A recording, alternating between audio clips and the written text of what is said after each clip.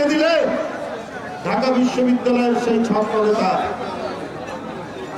এখন আজকে police commissioner বলছে যে যে হত্যাকারীকে শনাক্ত করা হয়েছে জামাত শিবিরের লোক।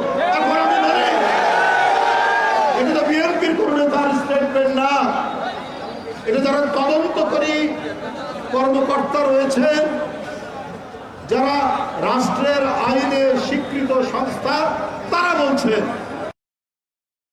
কি লিখবেন? আমি সেই ছাত্র নেতাকে লিখে তদন্ত হলো না, কিছু হলো না।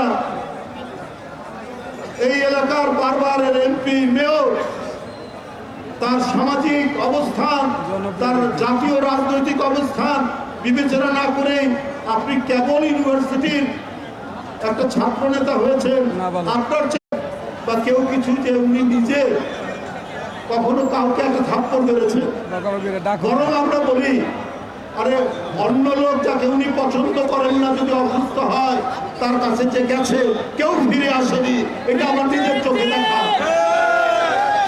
তো সেই মানুষ একটা তার সন্তানের বয়সে একটা ছেলে কেবল ঢাকা বিশ্ববিদ্যালয় থেকে বের হয়েছে, তার এলাকায় প্রার্থী হয়েছে স্বতন্ত্র, তাকে ক্ষতিগ্রস্ত করবে উনি, আঘাত করবে উনি। উনি তো হঠাৎ করে এখন রাজনীতিবিদ হননি, তো 50 বছরের রাজনৈতিক ক্যারিয়ার নিয়ে উনি উঠেছেন।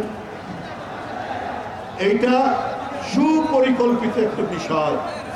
ওই যাকে শনাক্ত করা হয়েছে সেই তার উপর আঘাতকারী হাদির উপর, আরে যাদের 71 সালে 30 লক্ষ মানুষকে হত্যা, 2 লক্ষ মা মনে